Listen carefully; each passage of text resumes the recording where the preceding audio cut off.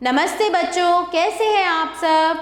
आपकी पुस्तक हिंदी व्याकरण बाय ब्रेन रूट सीरीज से हम करेंगे पाठ संख्या 20 और पाठ संख्या 20 है डायरी लेखन।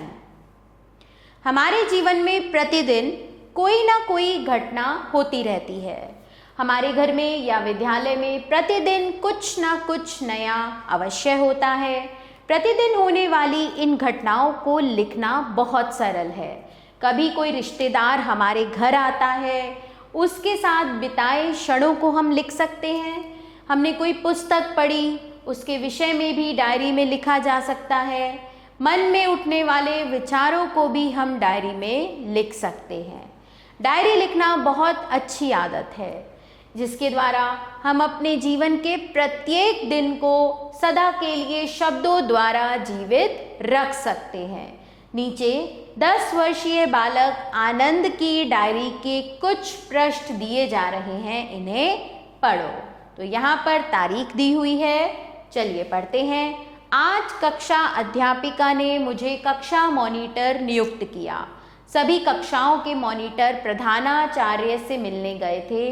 हमारे प्रधानाचार्य डीजे गुप्ता ने मेरी कमीज पर मॉनिटर का बैच लगाया तो मेरी प्रसन्नता का ठिकाना ना रहा।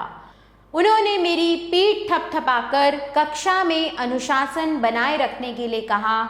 मैं उन्हें कभी निराश नहीं करूँगा। कविता 9 वर्ष की बालिका है, उसकी डायरी के कुछ पृष्ठ पढ़ो। यहाँ पर सबसे पहले उसने तारीख लिखी हुई है। कल से मन उदास है, मेरा परीक्षा परिणाम अच्छा नहीं आया। हिंदी और इतिहास में मेरे अंक अच्छे नहीं आए। ऐसा मेरी लापरवाही के कारण हुआ है। मैंने हिंदी के अध्यापक श्री सुमित शर्मा की बातों की ओर ध्यान नहीं दिया। मैं आज से प्रतिदिन श्रुतलेख लिखूंगी, इससे मेरी मात्राओं की अशुद्धियां दूर हो जाएंगी। इतिहास तो मैं ऋचा दीदी से पढ़ लूँगी। वे हमारे साथ वाले फ्लैट में रहती हैं। वे तो बार बार कहती रहती थी, मैं ही पढ़ने नहीं जाती थी। तो बच्चों, जो मन के भाव या विचार हम किसी से नहीं कह सकते, हम उसे अपनी डायरी में लिख सकते हैं।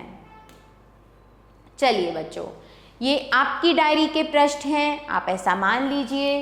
निम्नलिखित विषयों पर अपने विचार इनमें लिखने का प्रयास करो। आपका जन्मदिन है, पिताजी ट्रैफिक जाम के कारण देर से लौटे। माँ ने धैर्यपूर्वक आपका जन्मदिन मनवाया। खुश होने के साथ साथ आप परेशान भी थे, क्योंकि आपके पिताजी को देर हो रही थी। लिखें आपका यह अनुभव कैसा रहा। अगले दिन आपकी अंग्रेजी की परीक्षा थी। अचानक आपकी दादी बीमार हो गई, आपको उनके साथ अस्पताल जाना पड़ा। अगले दिन आपकी परीक्षा में क्या स्थिति रही, अपनी डायरी में लिखो। तो बच्चों, यहाँ जो भी परिस्थितियाँ आपको दी हुई हैं, आपको इसके बारे में ऐसे लिखना है मानो ये आपके जीवन में घटी हैं और आप डायरी लिख रहे हैं, ताकि आप समझ पाएँ कि जब हम डायरी लिखते हैं तो हम अपने मन के भावों और विचारों को कैसे व्यक्त करते हैं। आभार, मिलते हैं नए पाठ के साथ।